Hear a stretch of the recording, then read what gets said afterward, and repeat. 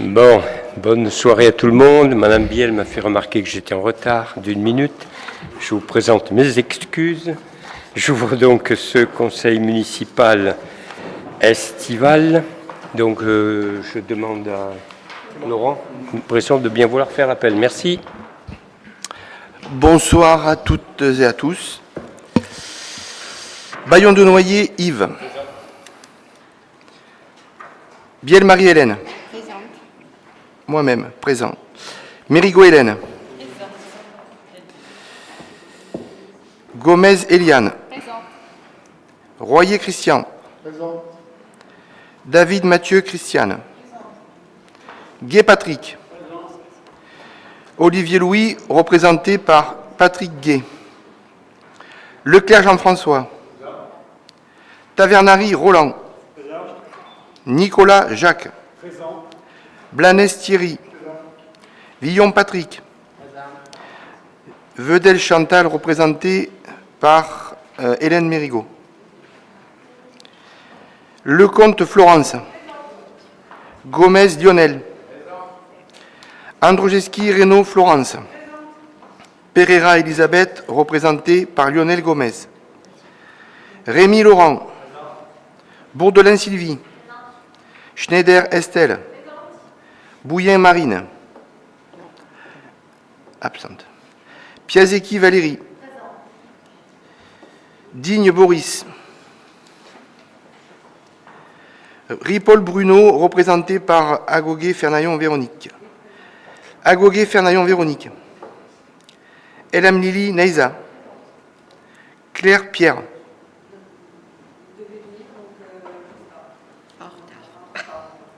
Bon, on sature. Voilà, c'est terminé. Bon, très bien. Merci Laurent. Donc nous démarrons ce conseil par l'approbation du compte-rendu de la séance du 25 juin dernier qui vous a été adressé. Y a-t-il des remarques? Donc je soumets à votre vote. Y a-t-il des oppositions, des abstentions? Donc 3 abstentions adoptées à la majorité. Merci. Le premier point, les communications des décisions du maire qui sont au nombre de 12 ou 13. Avez-vous des questions? Donc il n'y a pas de questions, je vous remercie. Donc le premier point à l'ordre du jour traite des travaux d'aménagement du cœur de ville. Donc avant de laisser la parole à Christian Royer, je voulais juste dire que c'est, je pense, le dossier en matière d'investissement le plus important que la commune n'ait jamais voté, historiquement. Celui de la mandature, bien sûr, mais je pense que historiquement, c'est le plus important. Par son montant, par son impact, bien évidemment, et puis par sa durée, puisque nous avons une tranche ferme et puis des tranches conditionnelles qui font que le chantier va dépasser l'année 2019, 2020 et même 2021. Voilà, donc c'est un dossier qui est important et qui justifiait pleinement, au-delà du montant, que nous le passions en conseil municipal. Donc Christian, je te donne la parole. Merci. Tout d'abord, dans ce marché, ça passe par le conseil municipal parce qu'on dépasse 1,5 million, donc ce qui est nécessaire. La commune du Thor a programmé une opération destinée à la réalisation de travaux de réaménagement des espaces publics, voiries, places, réseaux divers et aménagements floraux et paysagers du cœur de ville. À cet effet, le groupement Agence APS SAS Safège a été désigné le 26 juin 2018 pour en assurer la mission de maîtrise d'œuvre. L'enveloppe prévisionnelle des travaux est fixée à 3 709 525,50 € hors taxe.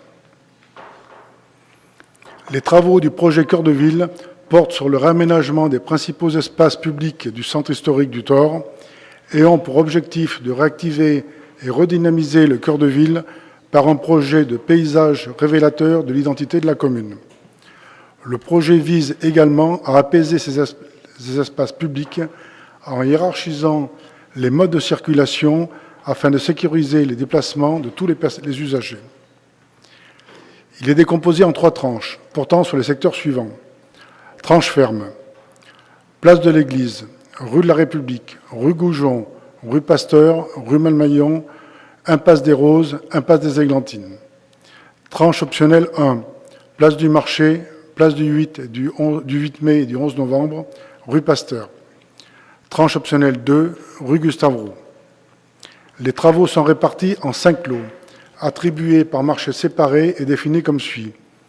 Lot numéro 1, démolition VRD. Lot numéro 2, revêtement de sol, maçonnerie. Lot numéro 3, plantation immobilier. Lot numéro 4, serrurerie, menuiserie. Lot numéro 5, éclairage. La consultation a été menée sous forme de procédure adaptée, ouverte conformément aux dispositions de l'article R 2123-1 premier du Code de la commande publique. L'ensemble des offres a été ouvert en commission des marchés, puis confié au groupement de maîtrise d'œuvre afin de l'analyser avant et après avoir engagé les discussions avec les candidats.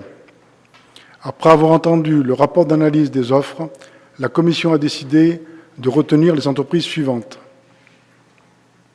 Lot numéro 1, groupement Néo-Travaux 4e Méreux BTP, pour un montant total de 1 072 056,86 € hors taxe, qui se décompose comme suivant. Tranche ferme, 421 279,75 € hors taxe.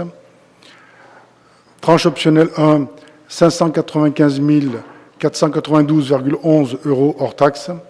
Tranche optionnelle 2, 55 285 € hors taxe.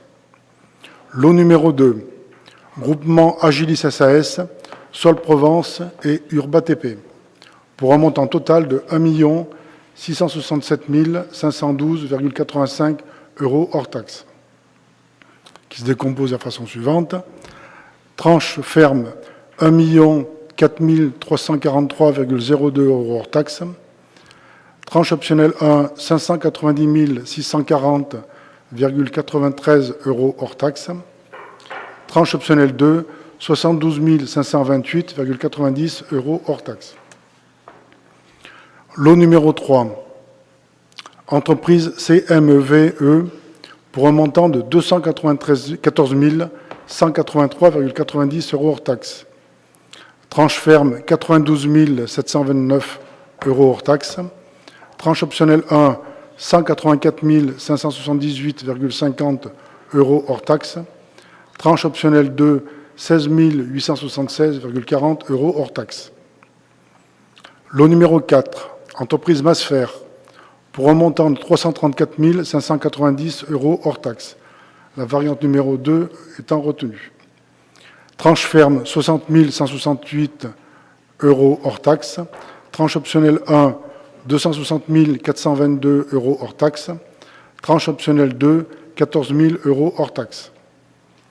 Lot numéro 5, entreprise Sobeca, pour un montant de 235 982,50 € hors taxe, la PSE n'étant non retenue.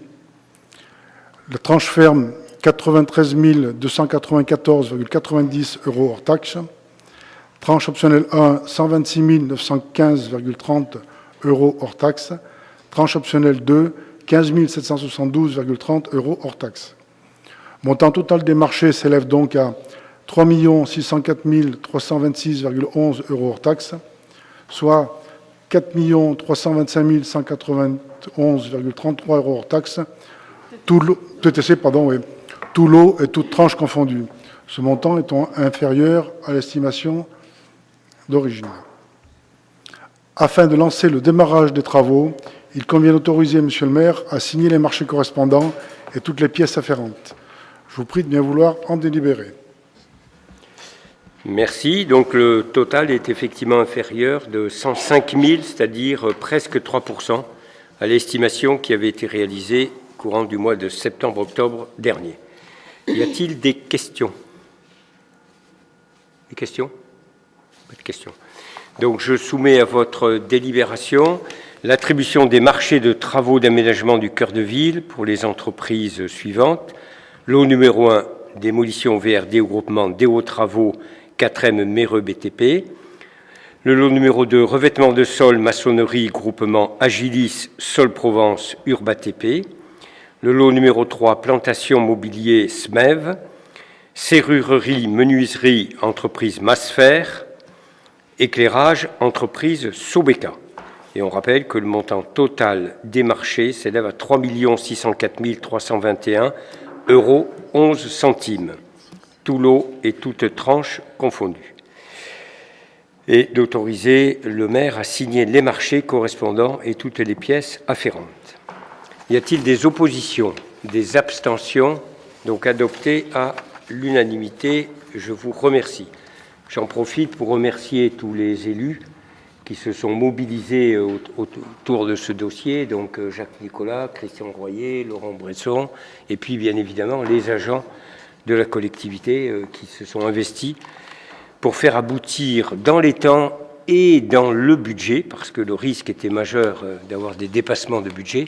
Donc nous sommes satisfaits du résultat, je dirais, des appels d'offres. Donc soyez-en tous chaleureusement remerciés.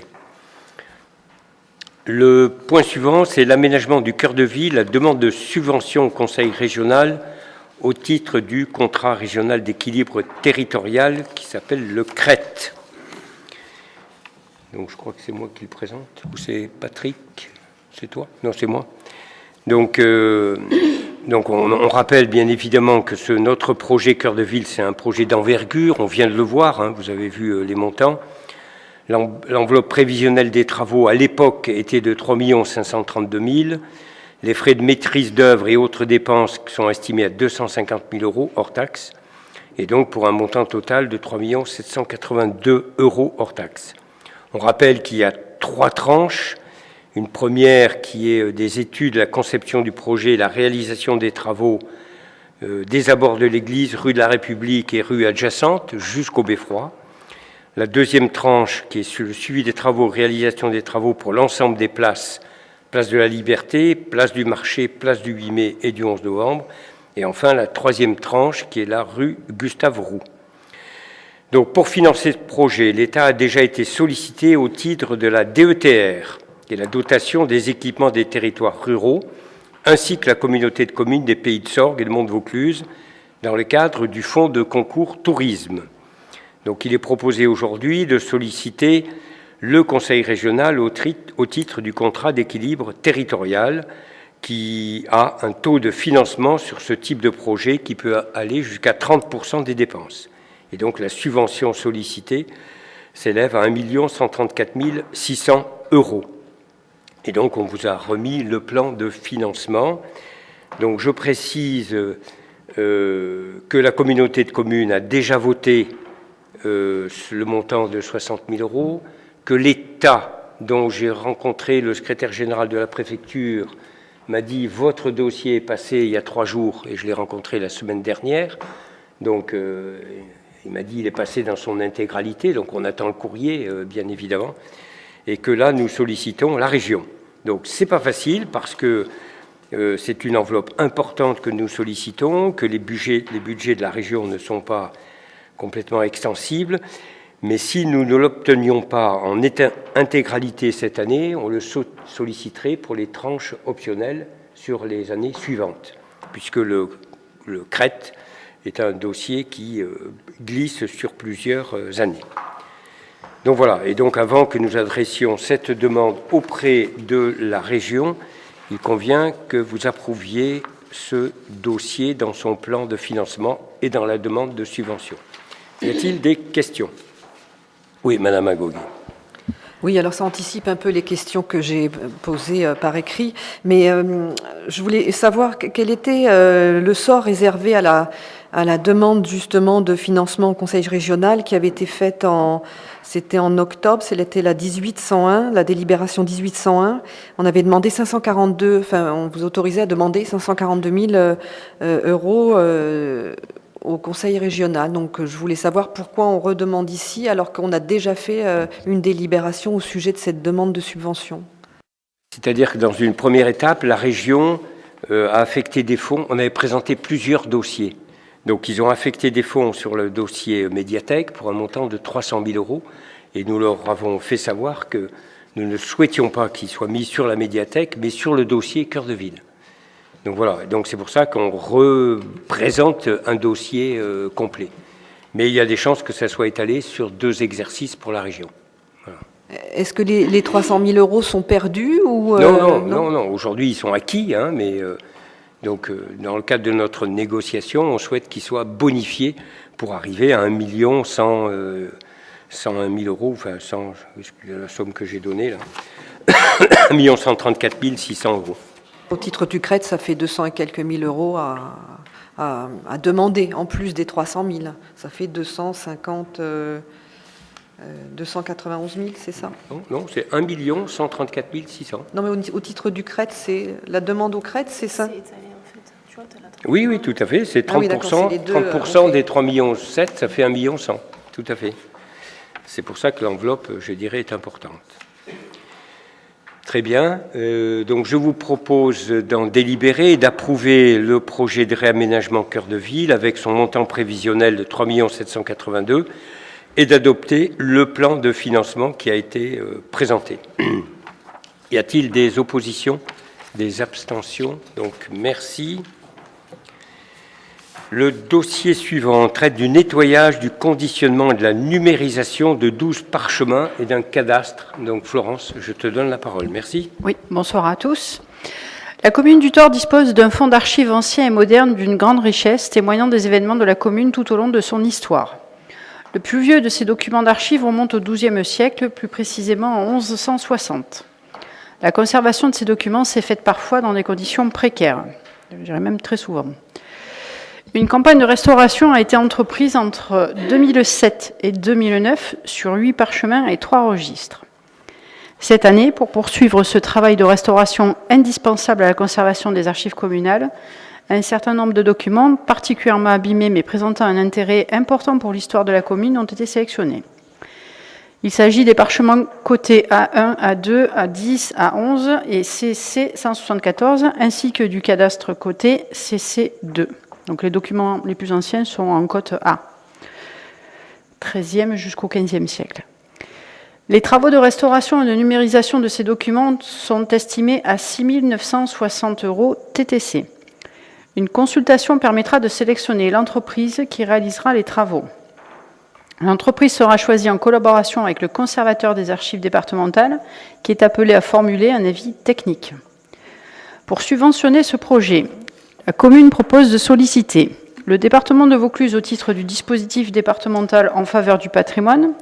Le taux de l'aide maximum est de 80% du montant hors taxe des dépenses subventionnables. Puis la DRAC au titre de l'appel à projet numérisation et valorisation du patrimoine culturel à hauteur de 40% des dépenses subventionnables. Je vous demande de bien vouloir en délibérer. Merci. Y a-t-il des questions sur ce rapport au Conseil? Oui, je vous en prie. 80% des dépenses, du montant des dépenses subventionnables. C'est ça, le département de Vaucluse, au titre du dispositif en faveur du patrimoine. Voilà. Le taux d'aide est de 80%. Et pourquoi on ne retient que 40%? Alors non, on demande aux deux, mais en fait, on peut se faire subventionner en totalité que 80% de la somme. Donc on verra les fonds qu'on nous affecte, le montant de subvention qu'on nous affecte. On demande aux deux subventionneurs la possibilité de bénéficier, mais bon, au maximum, on pourrait avoir 80% du total. Voilà. Peut-être 60% du conseil départemental et 20% de la DRAC. Et on a plus de chances d'obtenir en ayant deux interlocuteurs, le conseil départemental et la DRAC. Resterait à charge 20% pour la commune, ce qui est normal. Donc je vous propose d'en délibérer et d'approuver le projet de nettoyage, de conditionnement et de numérisation de 12 parchemins et d'un cadastre, de solliciter l'aide financière du département de Vaucluse par l'intermédiaire du dispositif départemental en faveur du patrimoine, à hauteur de 40% des dépenses subventionnables, et de solliciter l'aide financière de l'État par l'intermédiaire de la DRAC et de l'appel à projet numérisation et valorisation du patrimoine culturel à hauteur de 40%.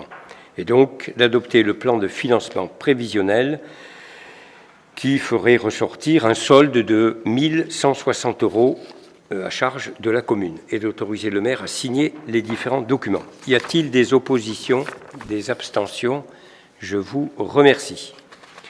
La délibération suivante traite de l'acquisition du mur des remparts qui sont situés rue Ancienne Boucherie, cadastré AC 874, et donc d'acquérir auprès de l'association diocésaine d'Avignon. Florence, je te laisse la parole. Merci. Alors, excusez-moi, c'était juste le temps de réouvrir le second. Dans le cadre de la restructuration du centre ancien, il est envisagé d'acquérir le mur de soutènement des remparts bordant le terrain cadastré section AC 874 sur sa limite nord-est, située 2 rue Ancienne Boucherie. Cette opération permettrait à la commune de pouvoir restaurer et entretenir les remparts. La parcelle cadastrée section AC 874 appartient à l'association diocésaine d'Avignon. C'est elle qui accueille la maison Sainte-Marguerite, pour ceux qui connaissent. Lors de sa séance du 28 février dernier, le conseil d'administration de l'association diocésaine a donné son accord pour la cession à la commune à 1 € symbolique du mur de soutènement et de son emprise au sol. Parallèlement, le cabinet de géomètre GeoExpert, domicilié à Cavaillon, a été mandaté pour établir un document d'arpentage matérialisant la division qui sera reprise dans les actes officiels. La commune deviendrait alors propriétaire du mur allant jusqu'à la maison paroissiale, c'est-à-dire 20 mètres environ. Cette propriété a été cadastrée provisoirement section AC 874B pour une superficie de 58 mètres carrés. Maître Tassi Kelcher, domicilié à Liane, assisté par Maître Lapeyre, notaire à Avignon, seront chargés de la préparation de l'acte d'acquisition. La commune prendra à sa charge les frais d'acte notarié ainsi que les frais de géomètre. Il convient que le conseil municipal approuve cette acquisition et autorise monsieur le maire ou monsieur l'adjoint délégué aux affaires financières à signer les pièces nécessaires à cette opération. Je vous prie de bien vouloir en délibérer. Cette acquisition rentre dans notre projet d'acquisition de l'ensemble des remparts qui sont propriétés privées et pour les réintégrer dans le patrimoine communal, pouvoir les restaurer et les mettre en valeur. Voilà. D'ailleurs, la restauration a démarré puisque le chantier de cette année y est consacré. Donc, y a-t-il des questions?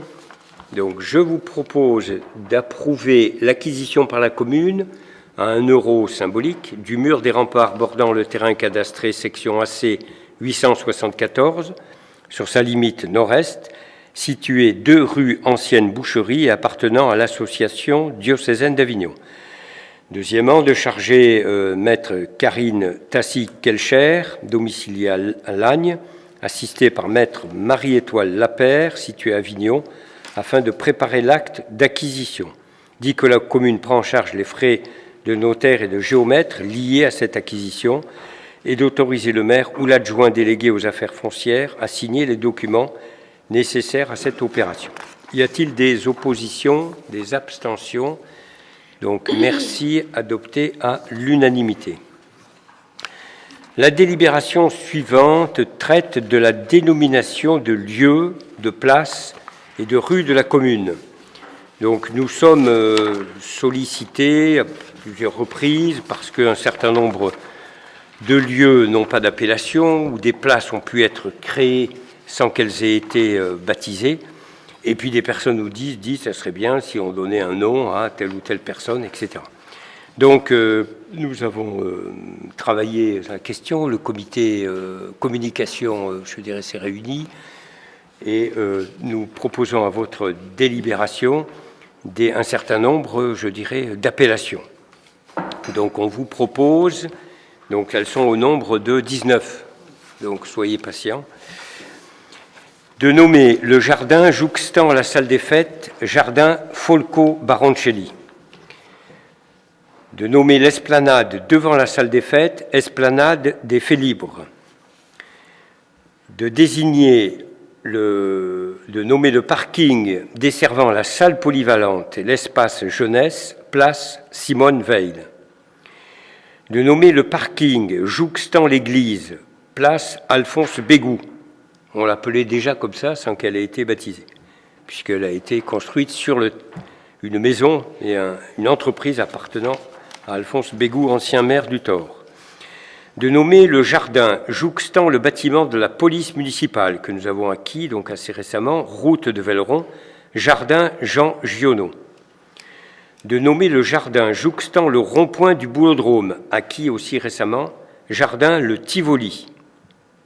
Il est déjà baptisé comme ça sans avoir été nommé.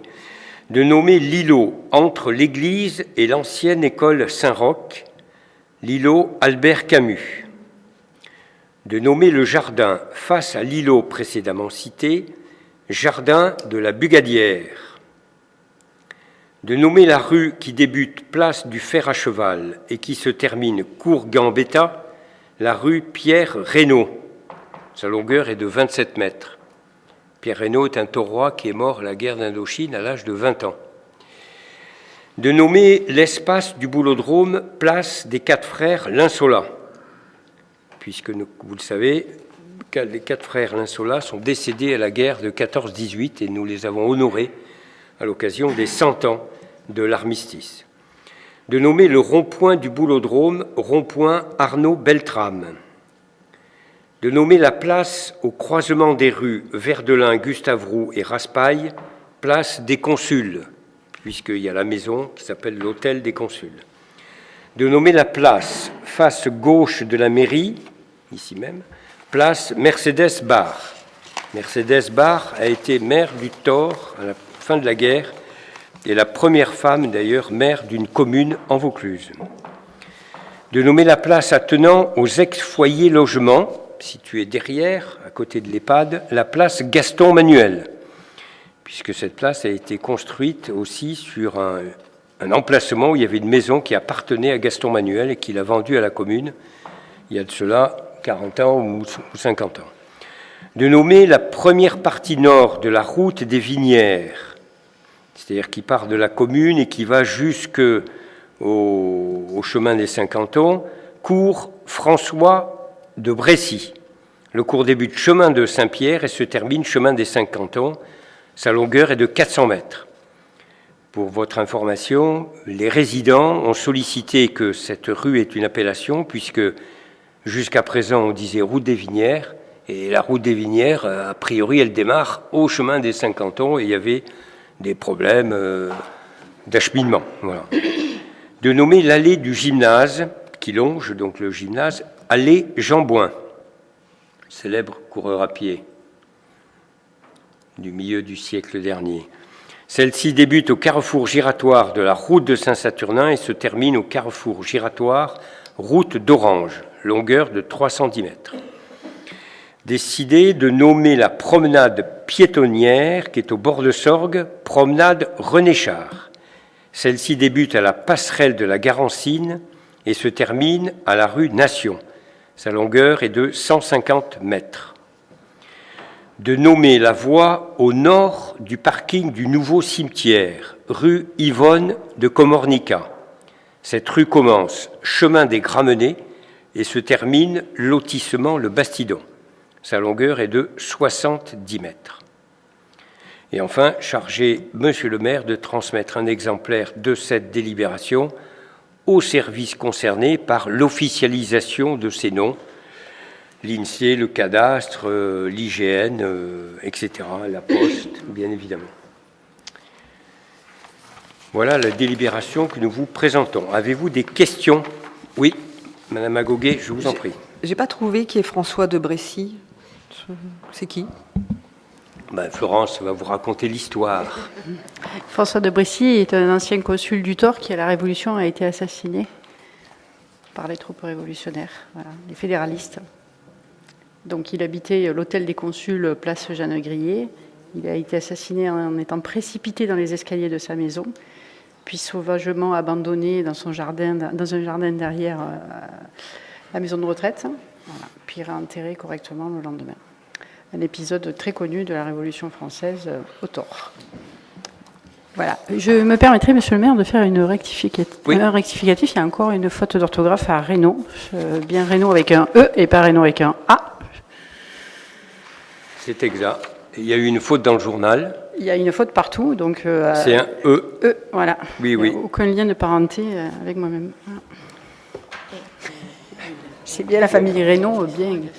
Oui, je veux te dire. De l'Île-sur-Saône. D'accord. On le rectifiera. Merci, Et monsieur on le vous maire. remercie de votre intervention. Oui, je vous en prie. C'est une question subsidiaire. Sur la place Bégou, le platane a donc été abattu.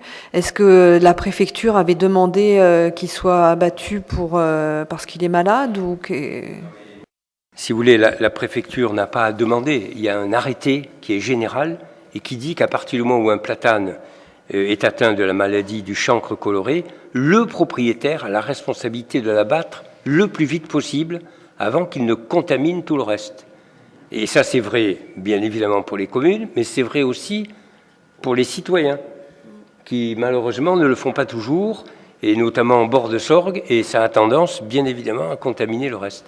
Et donc là, depuis déjà 2 ans, on le surveillait de près, ce charmant platane. Et il a fallu le couper. Voilà. C'est dommage, mais il reste 2000, pour votre information, 2500 platanes sur la commune du Thor, puisqu'ils sont répertoriés, on a un contrat avec une association, et malheureusement, chaque année, on est amené à en couper un certain nombre, voilà. Mais le Thor a été florissant en platane au siècle dernier, hein, bien sûr. Voilà, donc je vous propose d'en délibérer. Je ne vais pas relire, bien évidemment, la totalité de ce que je viens de vous lire, mais je vous demande de bien vouloir approuver les différentes dénominations qui vous ont été lues. Y a-t-il des oppositions, des abstentions? Donc, merci à vous. Donc, la délibération suivante, c'est l'approbation du déplacement d'une partie d'un chemin rural dit des Crémades. Donc, Christian, ce dossier t'a beaucoup occupé, donc je te laisse le commenter. Merci. Très long. Par délibération en date du 18 septembre 2018, le conseil municipal a décidé de lancer la procédure d'alignation du chemin rural des Crémades. Cette décision est motivée pour les raisons déjà évoquées lors de la précédente délibération. En effet, elle va permettre d'une part de ne plus partager une propriété en 2 parties afin de faciliter son exploitation, de satisfaire la demande de M. Gourcuff et d'autre part d'aménager une voie permettant de mettre en place un accès plus pratique et plus rationnel jusqu'à la rivière. Passage d'engins pour nettoyage du secours d'eau, passage facilité pour les secours, promeneurs, pêcheurs. Il s'agit de la Sorgue de Velleron. M. Michel Carlin, géomètre expert, a été nommé commissaire enquêteur pour conduire cette enquête. Par arrêté du maire en date du 4 avril 2019, l'enquête publique relative au déplacement d'une partie du chemin rural lieu-dit Les Crémades a été ouverte pour une période de 19 jours consécutifs, soit du 2 au 30 mai inclus. Au 20 mai inclus, pardon. Merci. Le registre d'enquête est resté à la disposition du public en mairie durant toute cette période et le commissaire enquêteur a assuré une permanence le 20 mai de 13h30 à 17h. L'enquête n'a donné lieu à aucune observation et le commissaire d'enquête a émis un avis favorable dans son rapport en date du 20 mai 2019. Il convient que le conseil municipal approuve le déplacement d'une partie du chemin rural lieu-dit Les Crémades au vu des conclusions de ce rapport. Je vous prie de bien vouloir en délibérer. Merci. Le plan qui vous est présenté permet d'illustrer ce qui s'est passé. Le petit trait jaune, ça apparaît jaune, était la position du chemin rural d'origine et donc son accès avec le trait bleu. Et cet ensemble a été cultivé par un agriculteur qui a fait en sorte que ce petit chemin jaune avait disparu parce que ça lui coupait sa parcelle en 2 et effectivement c'était aberrant. Et donc il avait recréé, c'est historique ça, l'emplacement sur le trait jaune qui est large. Et donc il a été nécessaire de pouvoir régulariser cette situation, donc de céder le chemin bleu pour l'accès à la maison, que vous voyez en bas, et de faire le transfert de propriété, c'est-à-dire que nous devenons propriétaires du gros trait jaune, et en revanche nous cédons aux propriétaires le petit trait jaune qui était historiquement notre propriété. Donc ça nous permet, de faciliter le travail du monde agricole, de régler le problème de l'accès de ce propriétaire privé qui a sa maison, et enfin de maintenir l'accès à la Sorgue, parce que nous voulions absolument maintenir cet accès. D'autant plus que le premier chemin n'arrivait pas jusqu'à la Sorgue. Il arrivait sur un terrain privé. Avez-vous des questions ?